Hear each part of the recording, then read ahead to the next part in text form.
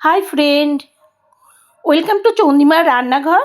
আমার রকমারি রান্না খেতে ইচ্ছে করলে ইউটিউবে গিয়ে লিখুন চন্দিমার রান্নাঘর আর সাবস্ক্রাইব করে রাখুন আমার চ্যানেল। আমার নতুন নতুন রান্নার আপডেট সবার আগে পাওয়ার জন্যে বেল নোটিফিকেশানটা অন করতে ভুলবেন না যেন।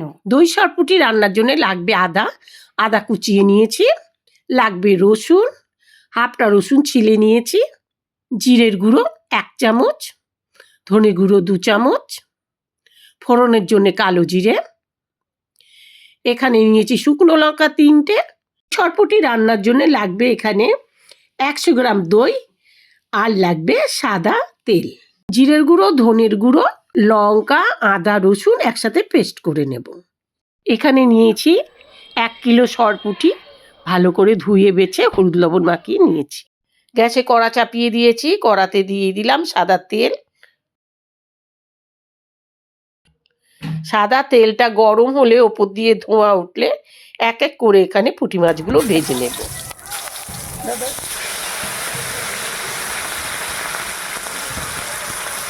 মাছগুলো বেশ বড়, তাই দুটো দুটো করে পুঁটি মাছ ভেজে নেব। এই দেখো মাছগুলো দেখতে এইরকম। এবার মাছের একটা পাশ ভাজা হয়ে গিয়েছে, মাছটা একটু কড়া করেই কিন্তু ভাজতে হবে। এক পাশ ভাজা হয়ে গিয়েছে, উল্টিয়ে দিচ্ছি, অন্য পাশটা ভেজে নিচ্ছি। আস্তে করে উল্টাতে হবে।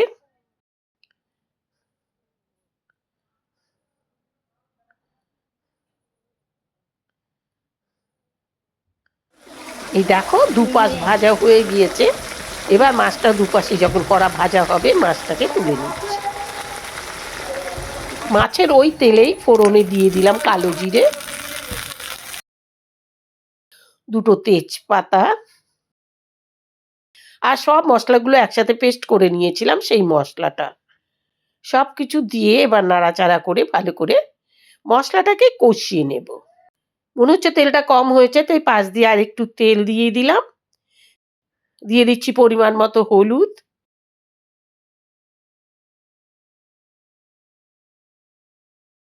এবার দিয়ে দিলাম পরিমাণ মতো লবণ। লবণটা বন্ধুরা আপনারা আপনাদের স্বাদ অনুসারে দেবেন। মশলাটা কষা হয়ে গিয়েছে, এবার দিয়ে দিচ্ছি পরিমাণ মতো জল। জলটা বন্ধুরা আপনারা আপনাদের পরিমাণ মতো দেবেন। পরিমাণ মতো আমি জল দিয়ে দিলাম। এবার অপেক্ষা করব কত টাইমে ঝোলটা ফুটে উঠবে।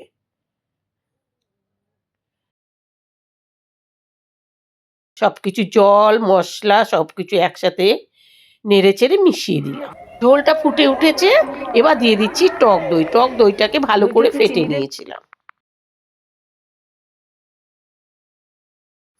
টক দইটা দিয়ে খুন্তি দিয়ে ভালোভাবে নেড়ে জলের সাথে মিশিয়ে দিলাম। এবার অপেক্ষা করছি ঝোলটা ফোটার জন্যে। ঝোলটা ফুটে উঠলেই কড়া করে ভেজে রাখা সরপুঁটিগুলোকে এর মধ্যে দিয়ে দিচ্ছি।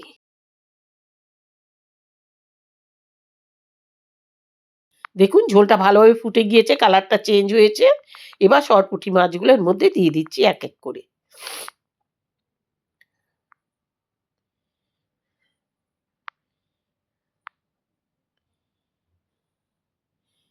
সবটা সরপুঁটি মাছ দিয়ে এবার খুন্তি দিয়ে ভালোভাবে ঝোলের তলাতে মিশিয়ে দিচ্ছি, কারণ মাছগুলো যাতে সব ডুবে যায়।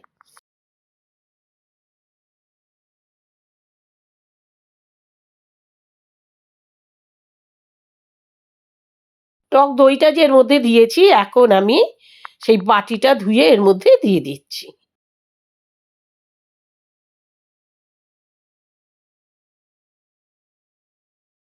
মিশিয়ে দিলাম। এবার অপেক্ষা, গ্যাসের ফ্লেম হাই করে দিয়েছি। এবার ঢেকে রাখবো 5 মিনিটের জন্যে।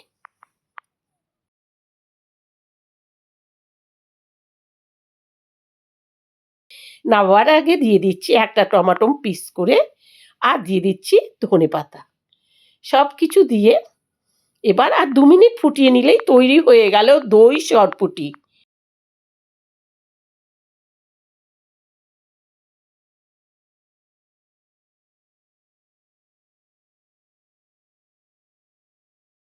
আশা করি বন্ধুরা ভিডিওটা আপনাদের কাছে ভালো লেগেছে। যদি ভালো লাগে লাইক শেয়ার কমেন্ট করতে ভুল করবেন না। আবার দেখা হবে পরের ভিডিওতে। ভালো খান, সুস্থ থাকুন।